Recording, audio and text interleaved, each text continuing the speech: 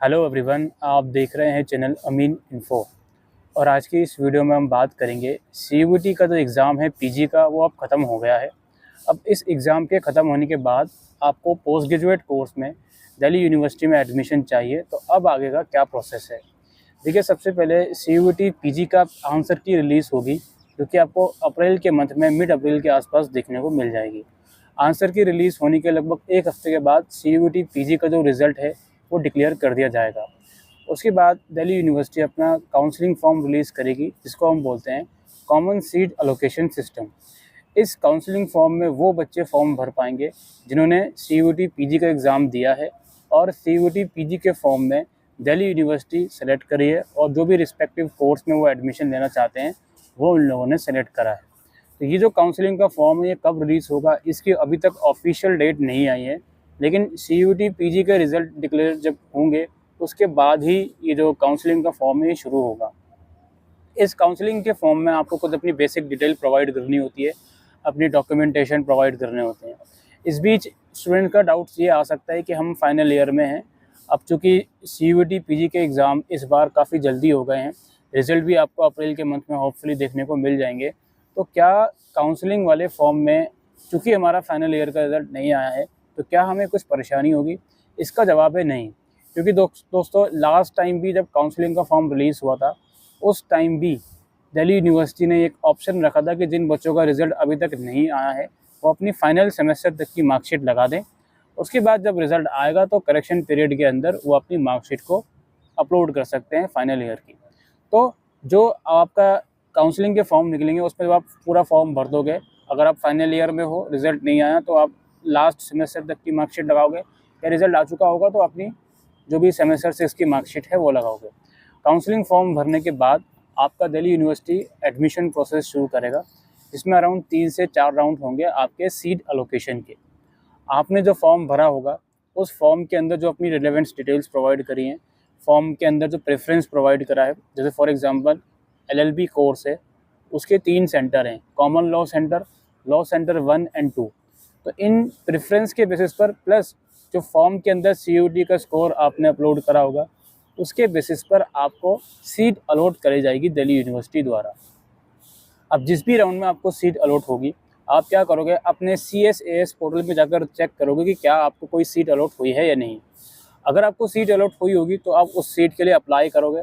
Apply करने के बाद जो भी ऑनलाइन डॉक्यूमेंट आपने अपलोड किए हुए होंगे वो आपके डिपार्टमेंट के पास वेरिफिकेशन के लिए चले जाएंगे। Once they verified your document, then आपके पोर्टल के अंदर ही पेमेंट का लिंक आ जाएगा, आप पेमेंट कर पाओगे। Once you have made the payment, आपका जो एडमिशन है वो कंफर्म हो जाएगा दिल्ली यूनिवर्सिटी में। CSAS काउंसलिंग के फॉर्म के अंदर डॉक्यूमेंटेशन भी आपको ध्यान में रखना है।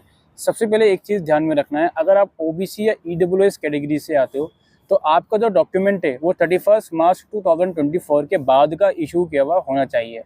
बाकी SC ST के डॉक्यूमेंट में ऐसे कोई डेट्स की रिक्वायरमेंट नहीं है।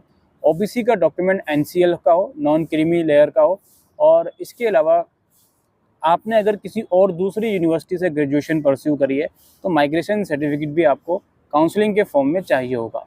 जितने भी डॉक्यूमेंट आप काउंसलिंग के फॉर्म में अपलोड करोगे वो सारे डॉक्यूमेंट आपको फिजिकल वेरिफिकेशन के टाइम पर भी चाहिए होंगे। जब क्लासेस शुरू होंगी यूनिवर्सिटी की तो आपका डॉक्यूमेंट भी वेरीफाई करेगा आपका डिपार्टमेंट। तो यहाँ पे हम सीट एलोकेशन की बात कर रहे थे। आपको किसी भी राउंड में सीट अलॉट हुई, प्रोसेस मैंने आपको समझा दिया कि पहले आपको ऑनलाइन अप्लाई करना है, देन डॉक्यूमेंट वेरीफाई होंगे, देन पेमेंट करना है। डॉक्यूमेंट वेरीफाई के टाइम पर अगर उन्हें लगता है कि आपके कोई डॉक्यूमेंट में डिस्क्रिपेंसी है तो वो ईमेल के थ्रू आपसे कांटेक्ट कर सकते हैं और वो डॉक्यूमेंट मंगवा सकते हैं। ठीक है, इस चीज़ का ध्यान रखिए। इसके बाद आपका नेक्स्ट राउंड होगा। अब यहाँ पर एक चीज़ समझने वाली बात है, किसी भी राउंड में आपको सीट अलॉट होती है, आपको ये लगता है कि आपको और हायर प्रेफरेंस चाहिए, तो उस हायर प्रेफरेंस के लिए आपको जिस भी राउंड में सीट अलॉट हुई होती है उसमें एडमिशन लेना होगा। और एडमिशन लेने के बाद यू हैव टू डिसाइड कि आपको उस सीट को फ्रीज़ करना है या अपग्रेड करना है। अगर आप अपग्रेड करते हो तो नेक्स्ट राउंड में या तो आपको हायर प्रेफरेंस अलॉट हो जाएगा या फिर सेम सीट आपकी रिटेन हो जाएगी। अगर हायर प्रेफरेंस अलॉट होता है तो प्रीवियस राउंड में जो आपकी सीट अलॉट हुई थी वो कैंसिल हो जाएगी अपने आप ही, और जो भी हायर राउंड में आपको सीट अलॉट हुई होगी उसके लिए आपको अप्लाई करना होगा, और जो भी बैलेंस पेमेंट होगा वो आपको पे करना होगा। या अगर पेमेंट कम हुई नेक्स्ट राउंड में तो जो भी बैलेंस अमाउंट होगा वो आपका रिफ़ंड कर दिया जाएगा। ठीक है। और इसी तरीके से 3 से 4 राउंड आपके प्रेफरेंस के ये काउंसलिंग के चलते हैं और इसी तरीके से आपका एडमिशन प्रोसेस चलता है। इसके अलावा जो एनसीवेब में स्टूडेंट एडमिशन लेना चाहते हैं उनके लिए भी सेम प्रोसेस है। फॉर्म भरते वक्त उनको एनसीवेब का प्रेफरेंस देना होगा, जो भी प्रेफरेंस वो देना चाहते हैं। और इसके बाद जब ये 3 से 4 राउंड काउंसलिंग के चल जाते हैं, अगर किसी भी राउंड में आपको कोई भी सीट अलॉट नहीं होती है, आप डायरेक्टली नेक्स्ट राउंड के लिए एलिजिबल हो जाते हैं। उसके बाद स्पॉट राउंड रिलीज़ करा जाता है। स्पॉट राउंड की कुछ स्पेसिफिक गाइडलाइंस होती हैं जो हम बाद में ही डिस्कस करेंगे जब स्पॉट राउंड का जो एडमिशन प्रोसेस है जब वो शुरू होगा। बाकी यही प्रोसेस है दोस्तों दिल्ली यूनिवर्सिटी में पीजी में एडमिशन लेने के बाद, सीयूईटी पीजी का एग्ज़ाम देने के बाद।